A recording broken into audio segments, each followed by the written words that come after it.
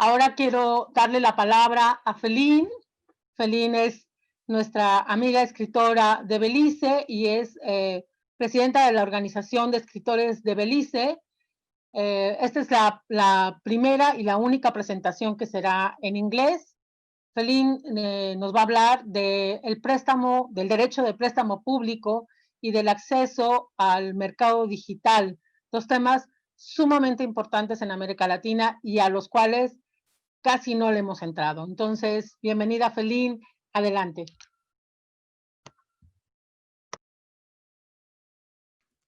Buenos días a todos. Muchas gracias por la presentación. A medida que hablaban había ciertos puntos que se mencionaron. No quiero extender mi presentación porque no tenemos mucho tiempo, pero en cuanto a la legislación, esta es la experiencia que tenemos en Belice. Este es un país del Caribe en América Central. Es una población multiétnica de 419.199 personas, de acuerdo al censo de julio 2020. Se habla inglés como idioma nacional y las raíces provienen de Mesoamérica y África. Se independizó del Imperio Británico en 1981. Belice, en términos históricos y sociales, es el hijastro de Latinoamérica. Comparte frontera con México y Guatemala geográficamente. Sin embargo, tenemos que viajar a través de México, Miami, para llegar a cualquier nación del Caribe. Así que Belice también es un hijastro del Caribe. De acuerdo con el Instituto de Estadística de Belice, 53% de la población en 2019 eran mestizos o hispanos. A pesar de esto, en 2018-2019, de los 52 libros que se publicaron en Belice, solo dos sobre Belice o de autores de Belice eran en español. El Belizean Writers Guild se estableció en 2014 para abordar el problema de la baja calidad. En ese momento solo había 2 novelas y 13 libros de no ficción publicados por año. Y también para abordar la calidad inconsistente de la ficción y también de los libros de no ficción creativos que se publicaban en el país. El objetivo del gremio es establecer un estándar alto de trabajo que les permita a los autores llegar al Caribe, al mercado de Latinoamérica y también de Norteamérica. La mayoría de la actividad en Belice sucede de manera independiente, local, de forma impresa y se limita al país.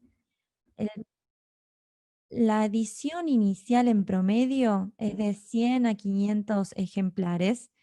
Rara vez hay ediciones posteriores y son financiados por los autores. Si una escuela no utiliza el libro de un autor y no tiene una buena estrategia de marketing personal, no va a llegar nunca a los puntos de venta y el libro nunca vuelve a ser mencionado. Los recursos, tantos financieros y técnicos, para continuar impulsando un libro después de que es publicado, no existen. Si la publicación es bien recibida o se utiliza en las escuelas, puede haber segundas ediciones. Los autores beliceños han podido ingresar en ciertos círculos literarios en el Caribe y América Central a través de sus esfuerzos propios para ganar visibilidad, sobre todo en línea, y así han podido ser parte de ciertos festivales, por ejemplo. Hay 4 editoriales principales que publican entre 1000 y 3000 ejemplares en la primera edición.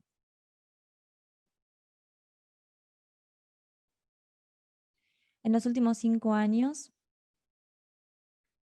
más beliceños y beliceños americanos han publicado libros electrónicos, a veces, además de tener ediciones de bolsillo autopublicadas en el país. Las barreras que experimentan los autores al publicar a través de, por ejemplo, Amazon, implica que ellos deban tener una cuenta de PayPal. Los autores beliceños que han vivido en el exterior, entonces son quienes tienen acceso a esto, o quienes conocen personas que viven en el exterior, o tienen los medios para pagar una tarjeta de crédito. Pero la mayoría de los autores beliceños no lo pueden hacer. Esta es una brecha generacional entre los autores en varios aspectos. Los autores más jóvenes y más adultos utilizan Facebook como plataforma principal y pocos tienen un sitio web propio. El Servicio de Biblioteca Nacional de Belice tiene 46 sedes en todo el país, en zonas rurales y urbanas. Cuando el presupuesto lo permite, se compra una edición para todas las bibliotecas y se donan, y el autor dona 2 copias. Estos libros luego están disponibles en las bibliotecas como libros de referencia, pero no se prestan. Debido a las razones anteriores, el mercado local pequeño, las barreras que existen para acceder al mercado digital y el poco acceso a las bibliotecas, el derecho de préstamo público es de gran interés para los autores beliceños. Tener un sistema de DPP significaría tener una compensación financiera para escribir y publicar más allá de cierto número de copias vendidas, ya que en esa primera instancia solo se venden hasta 500 copias, se producen hasta 500 copias. Solo los pocos autores cuyas obras son publicadas por las 4 editoriales que existen reciben cierta exposición y tal vez una segunda edición.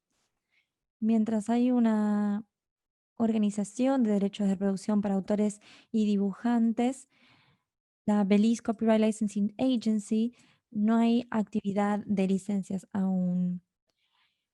Am, Existen muchas oportunidades para esta generación y para la próxima.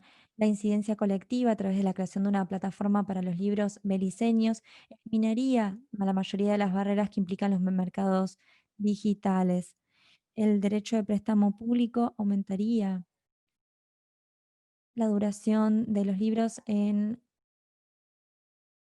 a nivel local y también el acceso en los mercados internacionales. A través de estas actividades, en combinación, los autores beliceños podrían ver un retorno de su inversión y también la posibilidad de publicar o imprimir más de 500 copias. Como mencionamos antes, esto tiene que ver con la diversidad de voces. Hay una sola voz que llega y las personas tienen dificultad en imprimir sus obras. Por lo tanto, es importante que haya una pluralidad de voces. Esto sería un paso más, aumentar la cantidad y la calidad. Muchas gracias.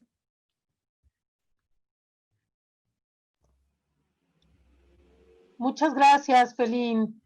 Eh, Sin duda, hay mucho material para que conversemos sobre el tema del derecho de préstamo público, que como yo decía, es un derecho que si bien está contemplado en algunas legislaciones de América Latina, pues es un derecho que no existe, que está dentro del closet y que no se tiene información, los autores no lo conocen y las autoridades, en general los gobiernos, no han querido que se discuta porque hay un argumento que me parece que está mal entendido, mal enfocado, sobre que este derecho podría ir en contra del derecho al acceso a la cultura y al acceso al conocimiento. Entonces, yo creo que este es uno de los temas que tendríamos que tener como parte de las discusiones de los próximos años. Y con respecto al acceso al mercado digital, evidentemente lo que pasa en Belice pasa en el resto de nuestros países. Tan es así que muchos autores se han convertido en sus propios editores, pero no solamente en sus propios editores, sino en sus propios promotores. Tienen que aprender sobre marketing, tienen que aprender sobre diseño, es decir, se han vuelto autores orquesta. Entonces, claro, una iniciativa donde podríamos pensar en plataformas colectivas sería muy atractiva para la región. Gracias de nuevo, Felín. Y bueno, ahora le doy la palabra a Jorge. Jorge Comensal es autor mexicano y bueno, autor zurdo que nos hablará de sus derechos de autor, ¿no? Las reflexiones que hacen los autores sobre los derechos de autor. Adelante, Jorge.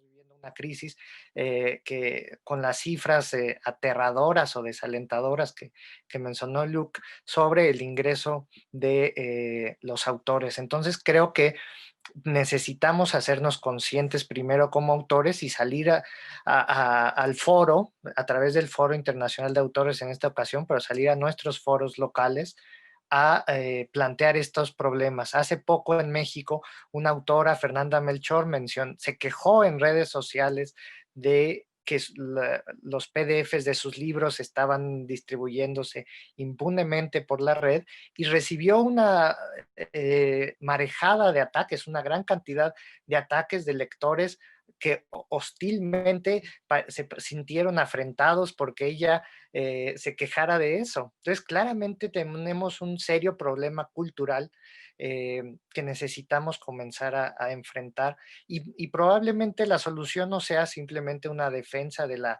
venta tradicional de libros, sino a través de estrategias innovadoras como los derechos de préstamo público. Aquí aprovecharé para adelantar, aunque la puedo repetir cuando sea el diálogo, mi pregunta sobre cómo se puede traducir el derecho de préstamo público de libros, generalmente objetos materiales que se prestan y se devuelven, al mundo digital, donde el préstamo pues tendría otras dinámicas que yo no comprendo bien todavía. Otra cosa que quería mencionar es que después de que yo comencé a vincularme con el Foro Internacional de Autores gracias a las conversaciones con Katie Webb, que me han hecho pensar sobre los derechos también y a partir de los temas que hemos abordado y al darme cuenta que ella estaba interesada por escuchar mi experiencia como autor para traducirla en los foros sobre los derechos, me han hecho pensar mucho más sobre este tema y creo que será muy enriquecedor que en México repliquemos estas experiencias y sobre todo que también paradójicamente a través de una institución global nos permitan replantear la situación regional, que es otro tema que a mí me preocupa mucho y que me alegra estar en una reunión latinoamericana, porque México está en muchos sentidos, en todos los sentidos, más cerca de Estados Unidos que del resto de Latinoamérica, por ejemplo. Y eso creo que nos empobrece mucho culturalmente.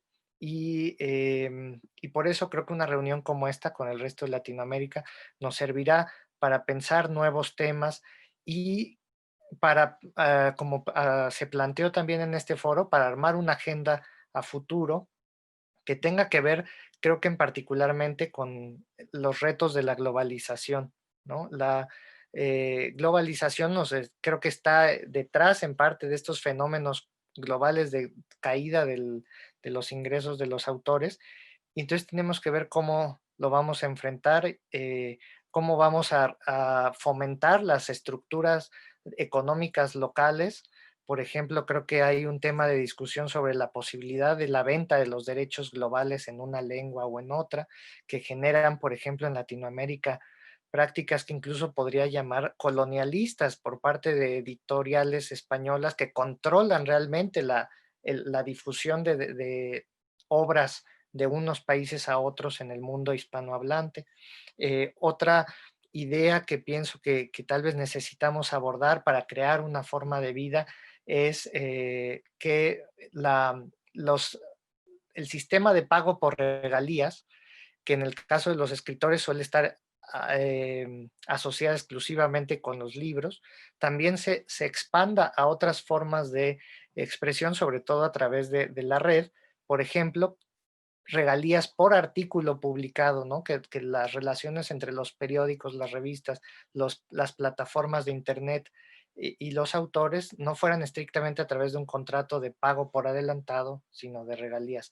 En fin, solo quería mencionar algunas de las cosas que el Foro Internacional de Autores me ha ayudado a comenzar a pensar y que yo propondría también para la agenda que se construirá a futuro, eh, abrir foros de discusión con la industria editorial y con lectores, ¿no? Con representantes de lectores que puedan ser tal vez desde reseñistas de libros a editores, en fin, porque creo que eso hará mucha falta, además de organizarnos como creadores y autores, vincularnos con las otras sectores de la industria creativa.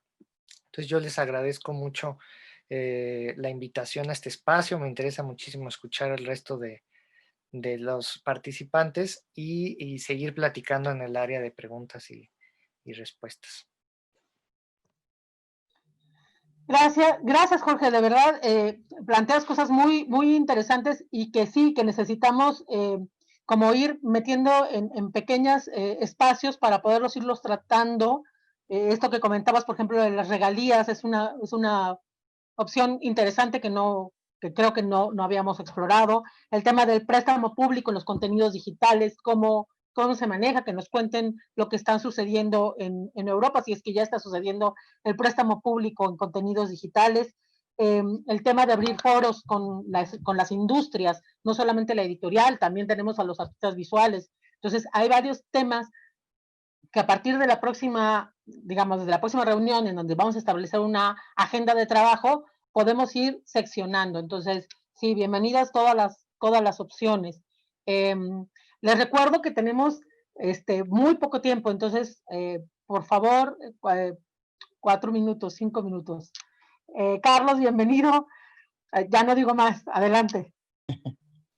Bueno, gracias María Fernanda por la presentación, gracias a los asistentes, gracias al Foro de Autores Internacional por darme acogida y pues de cierto modo pues considerarme su aliado.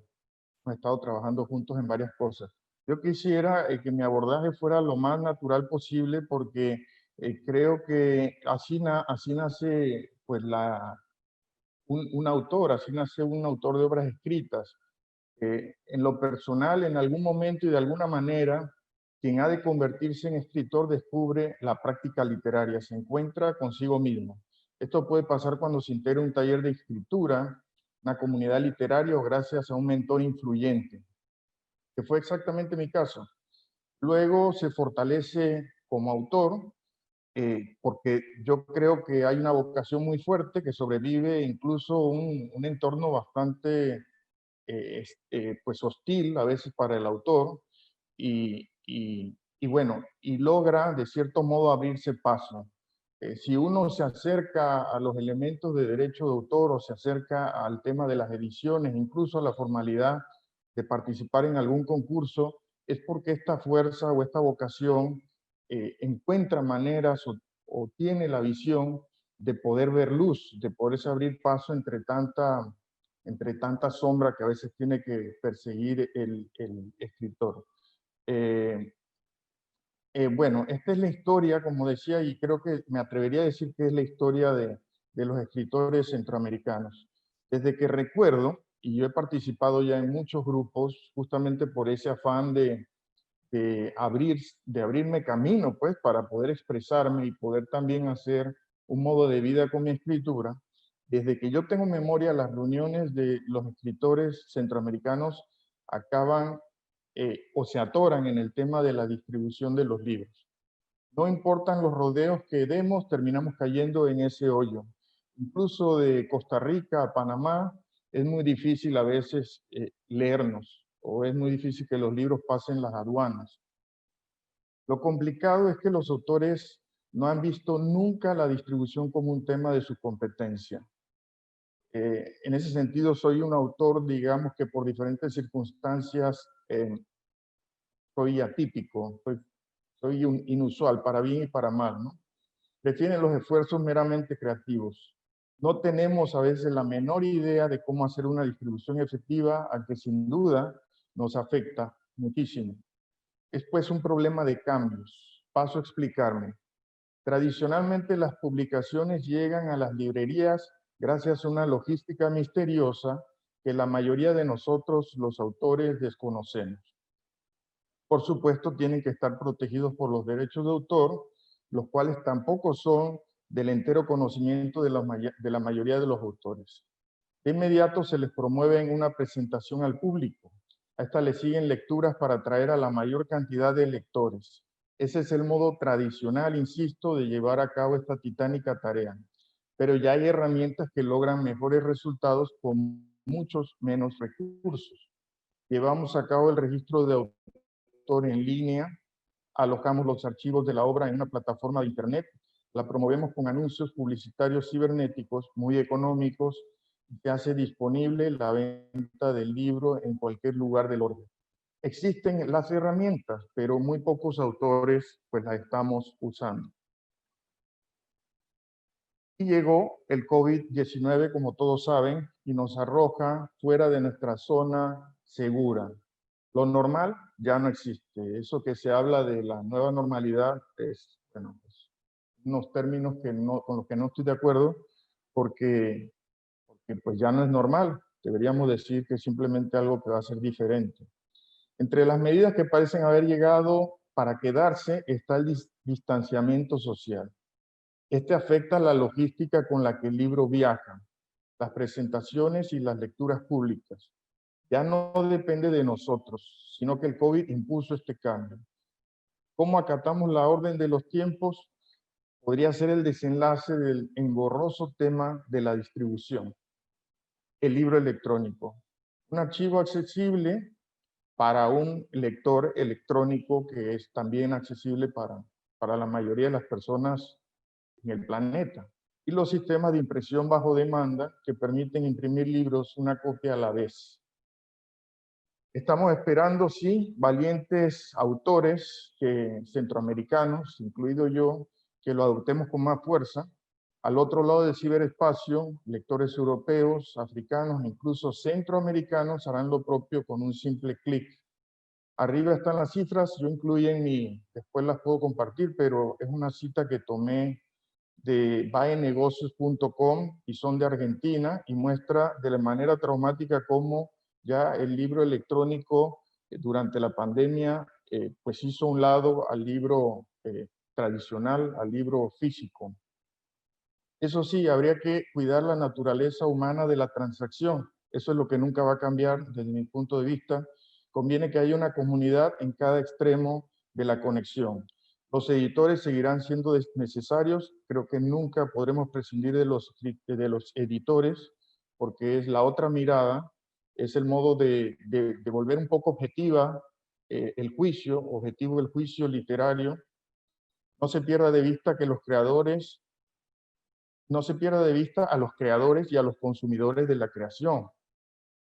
Todos ellos van a ser una comunidad más vasta, donde tal vez el foro tal vez sea el espacio o la cuna o el vasto espacio donde nos podamos reunir. La creación es un fenómeno que nace del ser humano y es para el ser humano. Así que, tomando en cuenta esa esencia invariable y utilizando herramientas que son recientes, yo creo que podríamos hacer muchos planes para trabajar juntos y, claro, con el derecho de autor cuidando las obras, que sin eso no se podría tener una pertenencia real sobre ellas. También decirles solamente que de manera también muy orgánica, la Fundación para la Gestión del Arte, que es la que está conectada realmente con el foro, está reorganizándose para que muchos autores se sumen y para tener también la red de contactos que sea necesaria con otros países. Entonces, con estas palabras culmino, creo que en menos de los 5 minutos, ya me dirá María Fernanda. Y bueno, esperamos las preguntas y los comentarios y la conversación. Muchas gracias, Carlos. Sí, creo que fueron menos. Hay varias preguntas. Les pido a todos que las vean a los panelistas. Hay algunas que se pueden ir contestando. Todas quedarán, intentaremos que queden contestadas al final de esta ronda. Entonces, por favor, quienes puedan ir contestando de los panelistas las respuestas acá en el chat de preguntas y respuestas. Ahora le doy la palabra a Débora Mundani. Débora es parte de la Unión de Escritoras y Escritores de Argentina. Débora va a conversar sobre derechos de autor y diversidad cultural, una cuenta pendiente. Bienvenida, Débora, adelante. Hola, muy buenas tardes. En principio quiero agradecer a todos, en especial a la Fundación sobre Derechos de Autor, por haber creado este foro, este encuentro entre todos nosotros y nosotras. Yo había armado una presentación, si quieren las comparto, y si no, charlo, como prefieran. Decime vos, Fernanda, ¿qué preferís? Como te sientas más cómoda. Si quieres compartirla, puedes hacerlo. A ver, si sale bien, sí. A ver. Bueno, bárbaro. Entonces, como decía Fernanda, la idea es poder conversar sobre dos aspectos que ya retomaron varios de los expositores, ¿no? Que creo que acá hay una articulación fuerte entre lo que es derechos de autor y diversidad cultural. Por eso mismo nos referimos desde la Unión de Escritoras y Escritores. Soy responsable de la vocalía de asuntos gremiales. Creemos que acá hay una cuenta pendiente. Creo que tomando en cuenta esto que compartían algunos colegas, creo que estamos hablando de un gran cambio de paradigma, y es que realmente, y de una vez por todas, las y los escritores nos convenzamos para después poder también salir a disputar sentidos en la sociedad, y es que somos trabajadores. Creo que en un punto esta idea, una idea que arrastra cientos de años, o por lo menos del siglo XIX en adelante, de considerar a los creadores culturales como artistas, en un punto también ha traído al día de hoy como consecuencia que nuestro trabajo, nuestro tiempo dedicado a la escritura no sea considerado tiempo de trabajo. Por eso digo que también nos involucra a nosotros, ¿no? Porque nosotros también tenemos que poder visualizarnos, autopercibirnos como trabajadores. Voy a focalizar en estos dos aspectos. Por un lado, el de la diversidad cultural y derechos de autor que se cruzan. ¿Por qué decimos lo de la diversidad cultural? Porque creemos que realmente es necesaria, si nosotros hablamos de diversidad cultural, es clave considerar y asegurar la pluralidad de voces. ¿Por qué decimos esto? Porque pensamos que no tiene que ser un lujo poder dedicarse a la escritura o a las artes plásticas o a la música. Bueno, en este caso estamos todos los que nos nucleamos alrededor del sector del libro. Pero si nosotros no tenemos garantizadas nuestra manutención, es decir, si no cobramos por aquello que realizamos, solamente pueden dedicarse a la escritura aquellas personas que sí tienen garantizadas esas necesidades mínimas. Entonces, de esa manera, la diversidad cultural está en riesgo. Si no me equivoco, creo que Katy en algún momento habló de esto, también Luke ¿no? Cuando habló de la barrera para el trabajo creativo, teniendo en cuenta cuáles son las condiciones materiales de las y los escritores. Como acá podemos ver, hay varios pactos y tratados internacionales que justamente ponen el foco en la diversidad cultural. La Declaración Universal de Derechos Humanos, la Declaración Universal de la UNESCO sobre Diversidad Cultural, el Pacto Internacional de Derechos Económicos, Sociales y Culturales, el Pacto de San José de Costa Rica. Es decir, en todos estos pactos internacionales se indica que todas las culturas deben tener garantizado el derecho a expresarse y todas las personas deben tener garantizado el derecho a la protección de sus intereses morales y materiales por aquello que realizamos, es decir, nuestras producciones literarias, científicas y artísticas. Realmente hoy este derecho es uno de los derechos que se encuentran más vulnerados. Por supuesto que hay muchísimos otros, en este caso estamos hablando de esta cuestión. Voy al otro aspecto que nos parecía clave enfocar, ¿no? Y es el de los derechos autorales. Y retomo acá lo que veníamos conversando, en un escenario donde las industrias culturales están cambiando, imponen nuevas reglas del juego, donde la circulación de contenidos, hablábamos de los contenidos digitales, sobre todo, parece imposible de frenar. Creemos que es imprescindible discutir una lógica de derechos a la creación o derechos autorales, pero ojo, porque acá pienso en esto que decía Jorge, ¿no? Estas dos manos, la mano izquierda que no escucha a la derecha y viceversa. Ojo que acá no nos corran por izquierda, porque creo que hay un tema muy importante, y es cómo nosotros, actores del campo cultural, al mismo tiempo tenemos que promover la democratización y el acceso a los bienes culturales.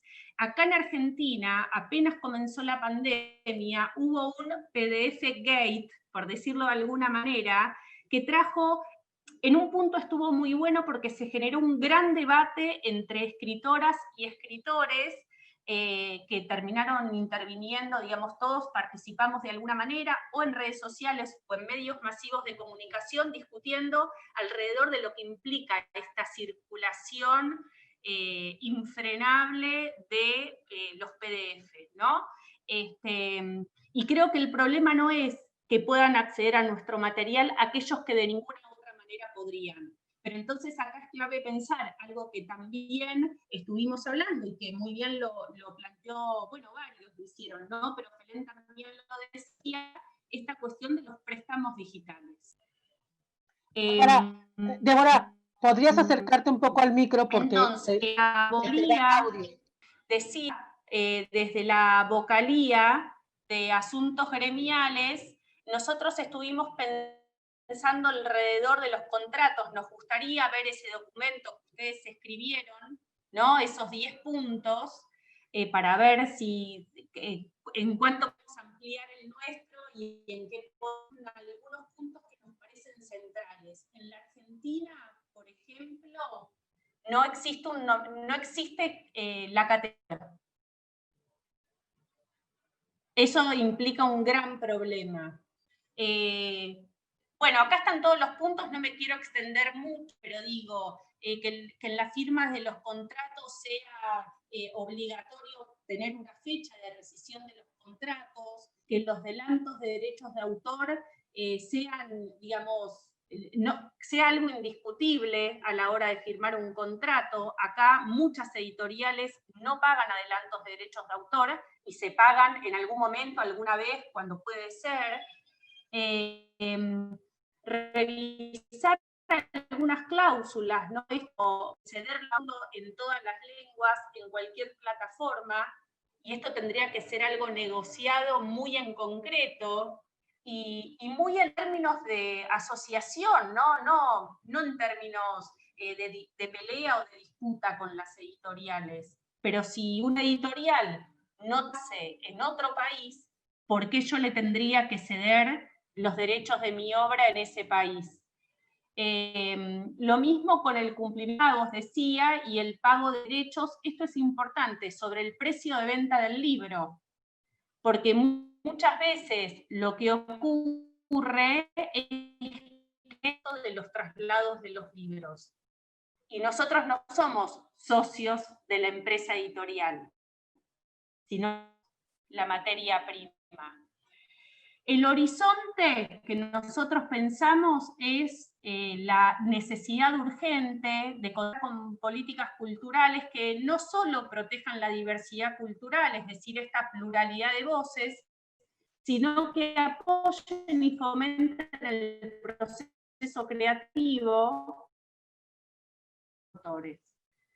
Bueno, estos son los puntos como para abrir el debate, puesto que hay muchísimo más y venimos trabajando desde la Unión de Escritoras y Escritores en todo esto. Realmente nos parece central que exista este foro latinoamericano para poder discutir conjuntamente el mejor camino a seguir en pos de los derechos de autor y de las y los escritores. Muchas gracias. Muchas gracias, Débora. Evidentemente estamos todos en la misma línea. Los contratos, hay que trabajar sobre los contratos. Ya compartieron en el chat los 10 principios, pero de igual forma se los haremos llegar para que estén disponibles y puedan todas sus organizaciones tenerlos a la mano. Ahora le doy la palabra a Gabriel. Bienvenido, Gabriel. Adelante. Hola Fernanda, bueno, muchas gracias Fernanda, muchas gracias Katie por la invitación. Yo hablo en nombre de la Asociación Argentina de Traductores e Intérpretes, en mi caso como uno de los integrantes de la Comisión de Lenguas Originarias. La situación con las lenguas originarias en Argentina y en toda Latinoamérica, lo hago extensivo, es bastante distinta a la que se plantea, la que se ha planteado en este foro y la que podría surgir de cualquier foro de orden sindical en cuanto a una pelea distributiva por derechos o a una pelea organizativa por derechos. Estamos muchos pasos más atrás en lo que hace a nuestras reivindicaciones. En algún sentido, yo creo que se habla mucho de lenguas minorizadas y minorización lingüística, pero lo que hay son contingentes poblacionales que están minorizados. Lo que ocurre, bueno, en mi país y en otros países de Latinoamérica es una gran marginación de aquellas poblaciones que han sido no solo colonizadas y luego marginadas desde la época de la colonia, sino actualmente. Entonces, hoy por hoy, es muy difícil hablar de escrituras en lenguas originarias porque han sido poblaciones que han sido, por un lado, privadas del derecho a la escritura, el derecho a la palabra. Recién Débora decía muy bien, necesitamos el derecho de todas las personas a poder expresarse. Bueno, imagínense que los hablantes de lenguas originarias ni siquiera tienen el derecho a expresarse en su lengua, porque no son leídos, porque no han recibido educación intercultural bilingüe. Entonces el trabajo que hacemos es, para ponerlo en términos económicos, es un trabajo un trabajo precapitalista, de reivindicaciones previas a la organización capitalista. Por otro lado, bien puede arguirse y pensarse, y es algo que tenemos muy, pero muy presente, el hecho de que son tales las vejaciones y tales las afrentas que sufren cotidianamente los pueblos originarios, y pueblos no originarios, por ejemplo, hablantes de quichua y guaraní en Argentina, que se reivindican criollos, en términos económicos, en términos de xenofobia, en nuestras provincias del norte, en Formosa, en Chaco, mensualmente muere algún joven o alguna joven com, ya sea por violencia policial, desnutrición, por distintas causas que mal podríamos ponernos a discutir traducción o escritura en las lenguas originarias.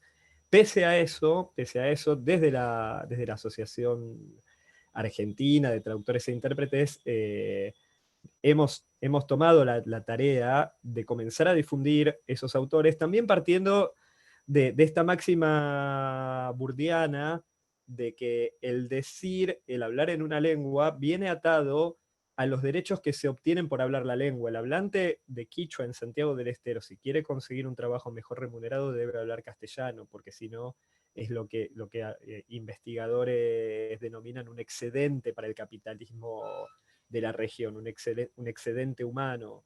Entonces, nuestro trabajo, partiendo de esa máxima, es lograr que los autores y los hablantes de lenguas originarias, de lenguas minorizadas de la Argentina, puedan comenzar a tener un trabajo digno o a tener un ingreso digno a partir del uso de su propia lengua. Así es que, por ejemplo, hay un trabajo muy fuerte que se está haciendo desde la asociación con intérpretes legales para que puedan cobrar por su trabajo en las provincias del nordeste argentino. Y por otro lado, un trabajo con la escritura literaria, con la escritura creativa, en el que muy lentamente, con mucho acompañamiento, estamos fomentando la posibilidad de generar una colección que nosotros hemos llamado etnodiscursividades, porque el concepto de literatura es occidental, una colección en la que podamos publicar relatos en lenguas originarias. Ya tenemos a muy pronta publicación relatos en 3 variedades de quichua, en guaraní y en gununayahch, que es una lengua de la Patagonia, a cambio de una retribución digna. Hemos fomentado, y esto lo podemos hacer porque trabajamos con editoriales universitarias, probablemente el sector comercial no sería tan permeable a estas propuestas, pero con las universidades universitarias sí lo hemos podido hacer, no solo que estos autores tengan contratos dignos, sino que a la vez hemos conseguido subsidios internacionales que se vuelcan exclusivamente a estos autores y sus traductores, porque si bien en la mayoría de los casos los autores se autotraducen, tenemos, por ejemplo, el caso de un autor guaraní que cuenta con una traductora. Entonces, tanto autores como traductores cuentan con estos derechos. En cuanto a recién Débora mencionaba la cláusula esta de que en todas las lenguas, bueno, imagínense los autores en lenguas originarias que sí o sí deben ser traducidos para poder llegar a otros mercados. Entonces ahí también está el trabajo nuestro de difusión para poder lograr que las literaturas se puedan publicar en las lenguas originarias y también en las lenguas de llegada, en nuestro caso el castellano. Creo que con esto ya estoy, agradezco, espero haber sido lo suficientemente breve y bueno, eso. Gracias, Gabriel. Sí, no solamente breve, sino súper preciso y súper interesante la situación de los traductores en sus lenguas originales. Le doy la palabra a Mar, que también es traductora, y enseguida terminará Poli, ya no intervengo, para ahorrar tiempo. Adelante, Mar. Gracias, Fernanda. Hola, buenas tardes a todos y gracias por la invitación. Creo que en lo que van a escuchar vamos a reconocer algo que ya, varias cosas de las que se han dicho antes, entonces espero no resultar muy machacona, pero voy a concentrarme sobre todo en la labor de la traducción literaria en México. Bueno, sabemos que en México se escriben, editan, ilustran y traducen libros desde hace por lo menos 484 años. Sin embargo, hoy día las condiciones laborales actuales para casi todos los integrantes de la cadena de producción del libro son malas, injustas o precarias, por decirlo menos, ¿no? Hablando específicamente de las condiciones laborales para los traductores literarios, pues si les preguntamos cómo ha sido su experiencia, nos podemos encontrar con que es moneda corriente escuchar las siguientes situaciones. Por ejemplo, un traductor entrega a marchas forzadas una traducción y después pueden pasar meses o años sin que le regresen las galeras o sin que pueda tener alguna retroalimentación al respecto. También puede suceder que salga la traducción y al traductor jamás le notifiquen que ya salió la traducción. Puede suceder que salga la traducción impresa y que no aparezca el crédito del traductor en ningún lado, ni en la portada, ni en la página legal, en ningún lado. Ese libro se tradujo solito.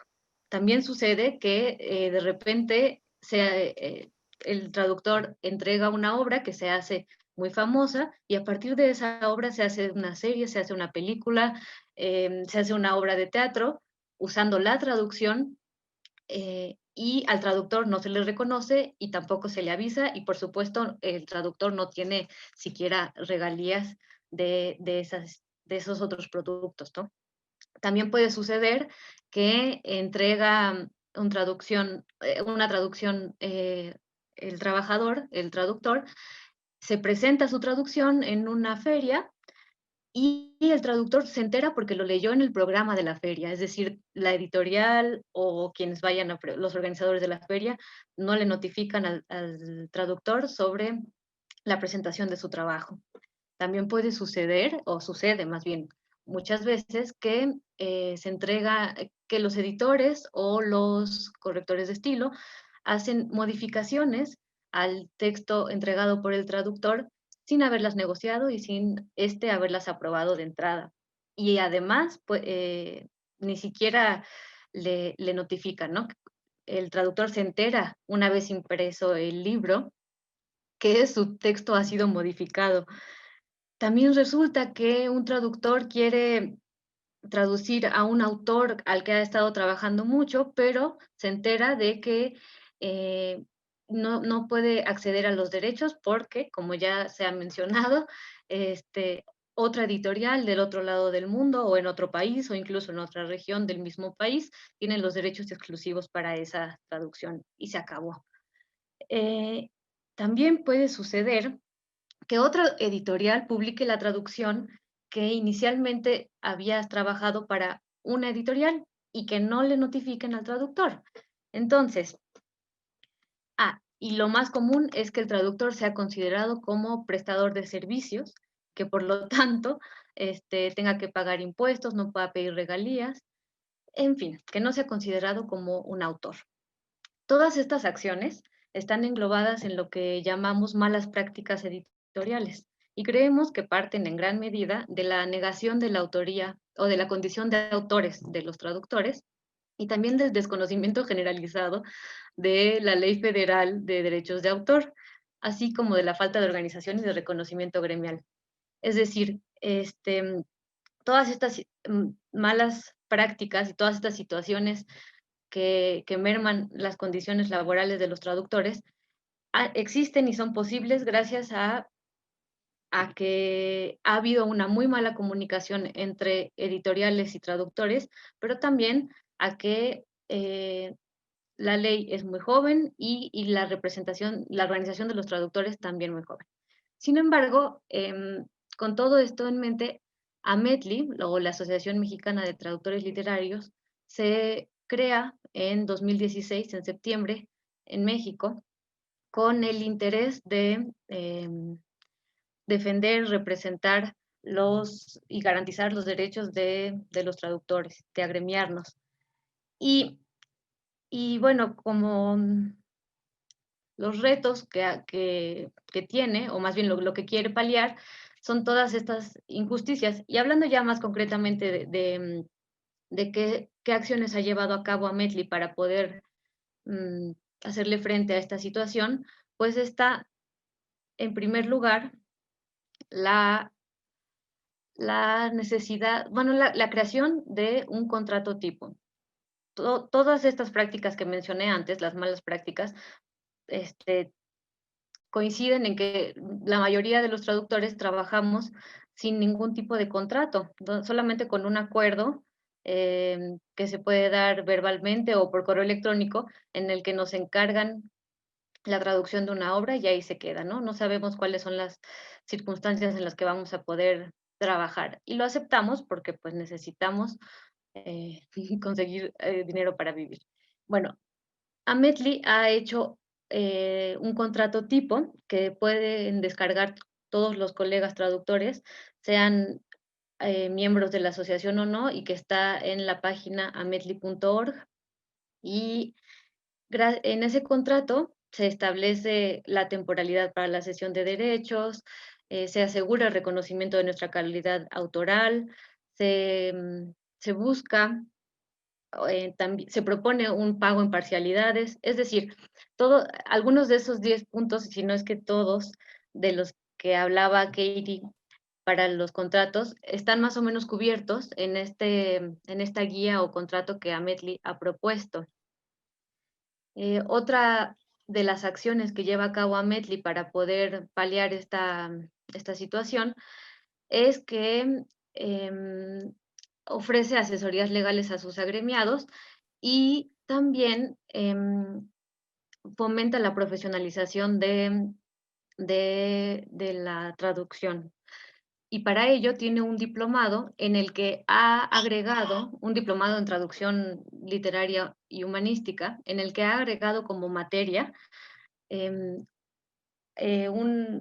como materia, una sección sobre los derechos de autor. No nada más sirve estar muy especializado en nuestra área, sino que es muy importante estar versado en la cultura contractual y de derechos de autor. Y por otro lado, la otra acción que lleva a cabo Ametli es la de la visibilidad.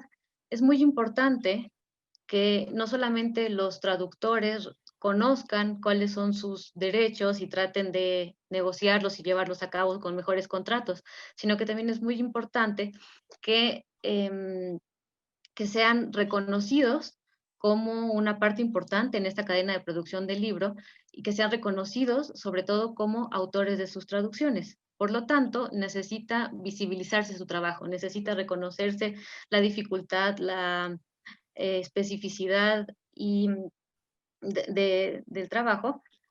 Y por ello tenemos ahorita una campaña justo de visibilidad en redes en la que tratamos de comunicar cuáles son las mejores formas de nombrarnos o de darnos crédito según el evento del que se trate.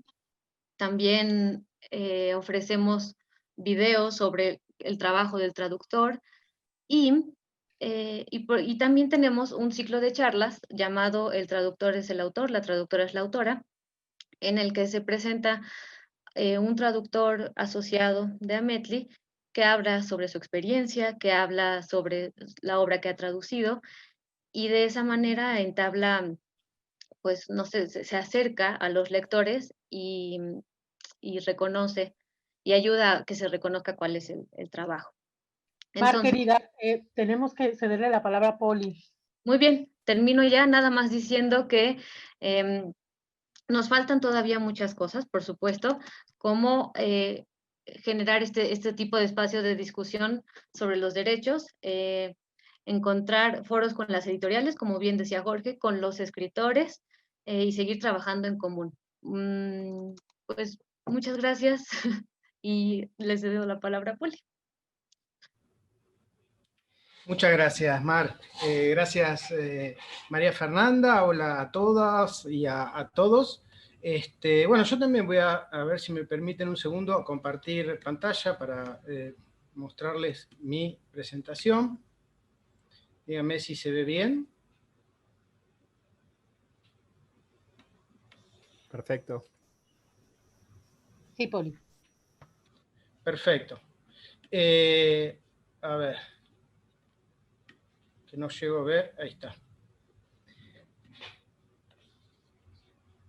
Bueno, yo soy ilustrador profesional desde hace 20 años y me llevó todo este tiempo a descubrir y entender qué es ser autor. Y todavía sigo aprendiendo algunas cosas.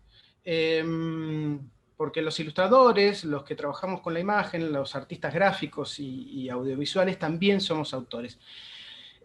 No hay educación al respecto y el hecho de que todo lo relacionado a lo artístico no sea socialmente como no se vea, ¿no? Como un trabajo, hace más complicado crear la conciencia necesaria para que los creativos podamos vivir exclusivamente de nuestro arte. A diferencia de los escritores, los guionistas y compositores, los artistas gráficos y audiovisuales, al igual que los traductores, aún estamos luchando por ser vistos como autores. Debido al protagonismo irrefutable que venimos teniendo en las últimas décadas, los dibujantes hemos ido avanzando en ese sentido. Hasta no hace mucho, hablamos 15, 20 años atrás, en un libro álbum, por ejemplo, no figuraba el nombre del ilustrador en tapa. También era común que los clientes se quedaran con los originales de los libros o páginas de historietas, porque la idea que rondaba en aquel momento era que estaban comprando dichas imágenes.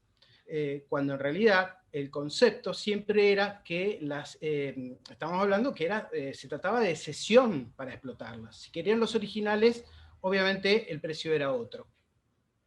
A pesar de haber ganado terreno con estas pequeñas pero valiosas batallas, y en un mercado cultural en permanente cambio y dinamismo, aún falta mucho por educar y concientizar tanto a los propios autores como a los productores o a los editores, a los gobiernos y principalmente al público consumidor, ya sean lectores, sean espectadores o jugadores. Un ejemplo concreto en el sector editorial es cuando los editores, críticos y especialistas en literatura y hasta inclusive organizadores de ferias en todo el mundo usan la palabra autor para dirigirse a los escritores, excluyendo de esta manera a los ilustradores y traductores en su significado. Socialmente han convertido la palabra autor y escritor en sinónimos. Los artistas gráficos y audiovisuales estamos involucrados en una amplia cadena de producción. Estamos presentes en la mayoría de las industrias y eso nos hace de alguna manera como invisibles. En el mundo editorial, los gráficos, los medios gráficos, la educación, a través de portadas, de ilustraciones, de fotos, diseños, historietas, el humor gráfico, las caricaturas, las infografías y hasta las tipografías.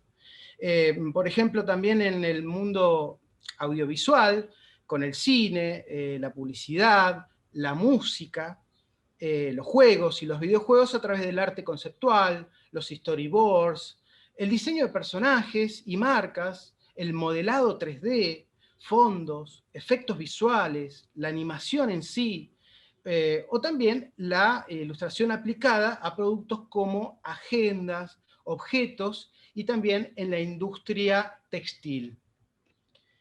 En fin, como decía, somos parte de una industria creativa y sería muy difícil discriminar quiénes serían los que deberían vivir de regalías, porque en muchos de los casos están en relación de dependencia, porque muchos trabajan en estudios o productoras, pero la gran mayoría, y cada vez desgraciadamente es más, ¿no? Está dentro de esta industria de manera informal como freelancers, donde hay falta de información, falta protección de los derechos patrimoniales y pésimas condiciones laborales con contratos y concursos, que eso nunca se menciona, que son abusivos, que se han convertido en una forma de precarización encubierta. Es fundamental hacer visibles a los artistas gráficos como autores para que puedan seguir creando y, sobre todo, creciendo en su profesión. El problema es que los principales actores de las industrias creativas, por conveniencia económica, pretenden meternos en la misma bolsa a los independientes y a los que están en relación de dependencia con el pretexto de los usos y costumbres. No somos únicamente prestadores de servicios, somos generadores de contenidos y por ello se necesitan más, que las reglas sean más claras en el mercado de la economía naranja.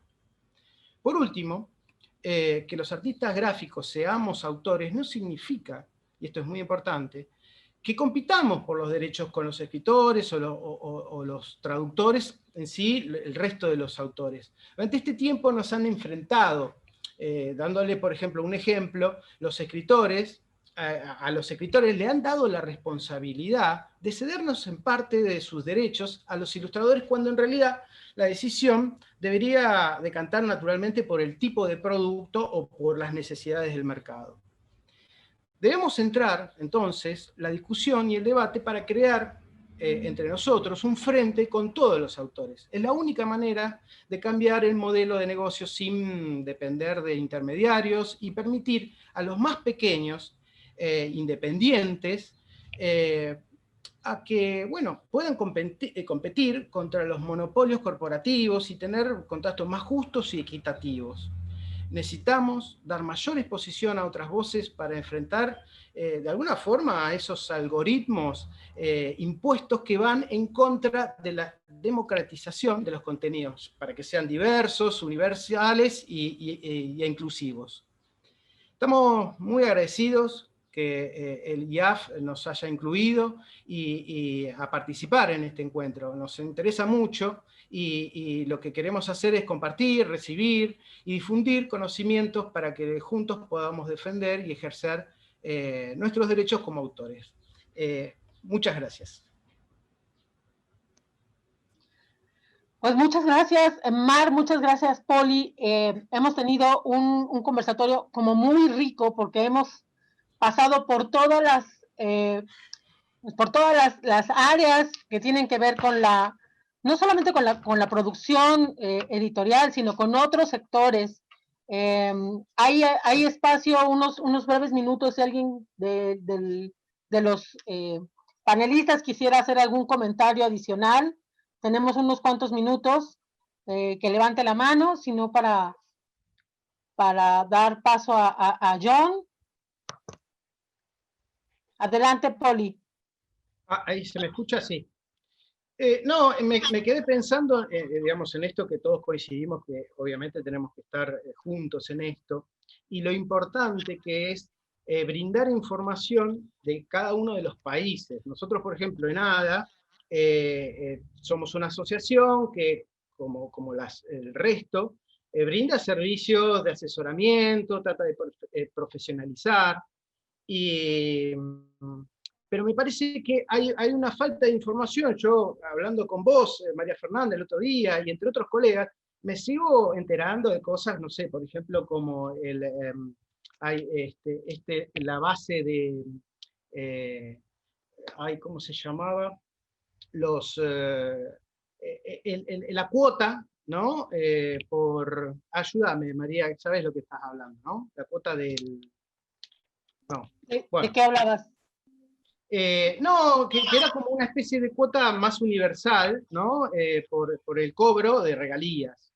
Ya, las licencias. De hecho, hay un comentario para ti en el chat de Nicolás Husditman, que ahí lo puedes ver. Bueno, sí, claro. Ahora lo contesto. Bueno, entonces, tenemos un montón de falta de información sobre lo que está pasando en otros continentes, inclusive, cuáles son las leyes. Entonces, abrir toda esa información, armar un portal para que cada uno comente las novedades, inclusive de sus países, nos va a ayudar, inclusive a ver lo que está por pasarnos, o nos podría pasar. No sé, hablábamos que en Estados Unidos siempre vienen en avanzada para ir en contra de ciertos derechos. Bueno, ojo, no permitan que sus gobiernos avancen de esta forma, porque los puede tocar a todos.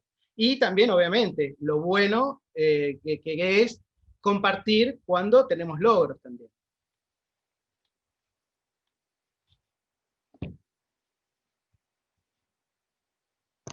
Muchas gracias, Poli. Sí, efectivamente, de eso se trata, de que hagamos las propuestas, por ejemplo, esta de espacios comunes para que podamos subir información de lo que está pasando o de lo que va a pasar.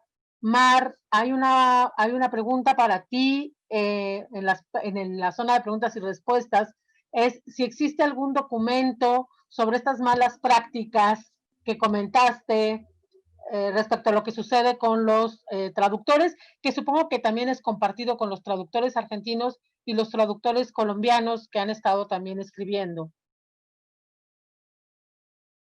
Pues un documento como tal no existe. Bueno, yo no lo tengo, la Asociación Mexicana de Traductores Literarios no ha escrito algo así, recopilando todas las malas prácticas, pero bueno, se puede hacer. Lo que sí ha hecho, por ejemplo, es que tenemos un fichero de ayuda contractual o de información contractual, y si entras a la página y entras a metli.org y a esa área del fichero, que se llama el ABC de las buenas prácticas, algo así, se puede contribuir dando información sobre las malas prácticas a las que te has enfrentado, o puedes escribir un correo también a Secretaría @medli.org, en donde pidas información sobre esas malas prácticas y sobre las buenas prácticas. Pero no existe un documento como tal que sea público sobre las malas prácticas. Pues ya te tocó tarea, Mar, hay que prepararlo. Y generar un fichero internacional donde podamos subir esto. Felín, Carlos, algo que deseen agregar. Supongo que esto que hemos hablado pasa desde México hasta Argentina, y yo no sé si John también podría comentar algo de lo que hemos hablado, si sucede en Canadá. Una cosita, María Fernanda, me acordé, lo que me había olvidado era el canon por copia privada, que eso me pareció fantástico, que lo tienen en España, ¿no es cierto? Cierto, canon por copia privada. Lo tienen varios países en Europa, cierto. De eso podemos conversar también. ¿Alguien que desee algún comentario adicional? Well, yes. Perdón. Bueno, yo... Feline here. Feline, I please, just wanted first, to... ladies first. Okay. Go ahead, please. All right. I just wanted to speak about... Simplemente me gustaría hablar sobre los cambios en los derechos de autor, y también estamos viendo lo que está ocurriendo en el primer trimestre del año. Los autores están tratando de comunicarse con la Oficina de Derecho Intelectual, por ejemplo. Creo que algunos de los tratados fueron firmados, por ejemplo, en 2018, y ninguna editorial cumplió con este tratado. Y estos son el tipo de incumplimientos que estamos tratando de identificar, y tiene que ver con lo que se decía antes. Muchas veces, para poder presentar una queja por un incumplimiento de un tratado internacional, se necesita dinero. Entonces siempre estamos por detrás, estamos atrás. Sí, y eso nos pasa a todos. Carlos, adelante. Y solo enfatizar un punto que me parece esencial y que me parece que estuvo detrás de toda la discusión cuando surgió la imprenta de Gutenberg. Se pensó que la literatura tal como conocía, pues, como en efecto sí ocurrió, la literatura de los grupos, de la gente reunida alrededor de un solo manuscrito, pues iba a tener, esa desaparición iba a tener un efecto desastroso en los seres humanos. Igual pasó ahora, hace algunos años y todavía, con lo de las nuevas tecnologías y el libro electrónico y la impresión bajo demanda. Pero la verdad es que la literatura es en la persona y en la comunidad.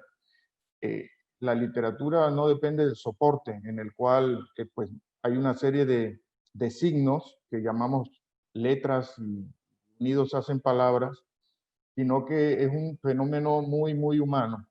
Entonces, ahí la importancia del foro. El foro somos las personas. Y el foro, y extender el foro a toda Latinoamérica, es buscar un grupo de personas cada vez más interconectadas para que hagamos literatura y hagamos obras de diferentes maneras. Entonces, ese era solo lo que quería enfatizar para darle el nivel que tiene el foro y la iniciativa esta que está trayendo pues todos los directivos desde la cabeza de John Degen a todas las demás, a todos nosotros acá en Latinoamérica. Muchas gracias, Carlos. Bueno, pues en aras del tiempo, tristemente tenemos que cerrar. Queríamos seguir conversando, pero no hay posibilidad. John, ¿nos harías favor de dar unas palabras para cerrar esta primera sesión de trabajo? Sure. Thank you, Fernanda. And, Sí, por supuesto. Gracias, Fernanda. Dado que estábamos hablando sobre derechos de autor, desde mi perspectiva canadiense, cuídense. Siempre que haya un debate sobre la modernización de los derechos de autor o de reforma, esto implica tratar de debilitar los derechos de los autores. Canadá suele ser el mejor ejemplo de todo esto. Los autores canadienses han visto que sus derechos se han visto debilitados debido a la modernización del sistema y se han perdido miles de millones de dólares.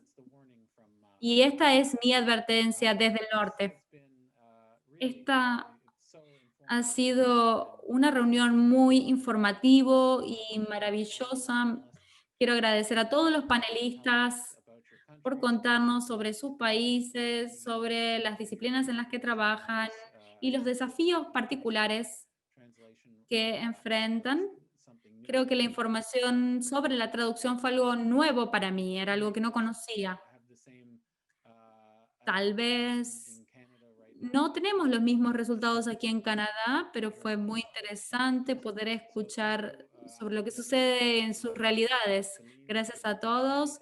No quiero olvidarme de nadie. Felín, Jorge, Carlos, Débora, Gabriel, Mar, Polly, Katie y Luke. Quiero agradecer también a los traductores que fueron fabulosas, y han podido seguir lo que hemos dicho estos presentadores que hablamos muy rápido, y queríamos agradecerles a todos por estar aquí. También quería agradecerle a Fernanda por ser una gran presentadora. Tenemos un gran país muy grande en términos geográficos y tenemos una población muy pequeña aquí en Canadá, y este es un desafío para mí porque es difícil juntarnos a todos y lograr que todos nuestros miembros se reúnan, y lo que hemos descubierto es que la adopción amplia de estas tecnologías en el último año, esta adopción forzada de la tecnología, nos permite estar más conectados antes de la pandemia. Y espero que lo mismo esté sucediendo con todos ustedes. Estoy mirando a la secretaria del IAF para que haya más de estas discusiones y este tipo de debates. Así que gracias a todos y le doy la palabra nuevamente a Fernanda. Muchas gracias, Johnny. Sí, ojalá podamos tener más de estos encuentros que nos ayudan a entendernos mejor y a colaborar mejor y a trabajar mejor en nuestros países y en la región. Y bueno, yo quiero simplemente agradecerles a todos el esfuerzo, el tiempo, el entusiasmo, pero atrás también están Estefanía y María, que han sido grandes intérpretes, traductoras, y también decirles que entre la audiencia tenemos a otros compañeros. Está Fabiana de Brasil, está la gente de la Medley, de los diseñadores mexicanos, está también Nicolás de los artistas visuales, la Sociedad de Gestión de Argentina, está Mateo en Colombia. Entonces, ayúdenos para que la próxima sesión, que es la del 1 de diciembre, no solamente estemos nosotros, sino que logremos entusiasmar y jalar también a las organizaciones de Uruguay, de Chile, a los autores de Centroamérica, a Nicaragua, que por ahí Adam estaba muy interesado en que trabajemos en la región centroamericana, en Costa Rica, y por ahí también ya nos escribieron de Estados Unidos. Entonces, hagamos sinergias y bueno, pues simplemente agradecerle a IAF la confianza en este trabajo, en esta región, una región rica, una región muy trabajadora, muy entusiasta siempre y muy solidaria. Y finalmente quiero agradecerle a Tánasis, que bueno, ha sido intenso con los tiempos, pero nos ha hecho tener una súper reunión. Tánasis, aparece, por favor, abre la cámara para que te demos las gracias. Muchas gracias a todos. Bárbara, gracias. John, gracias. Y sobre todo a Cady. Muchas gracias. Nos vemos el 1 de diciembre. Por favor, ayúdennos a circularlo y a jalar a más gente a esta iniciativa. Un abrazo grande a todos. Sigámonos cuidando y bueno, nos vemos el 1 de diciembre.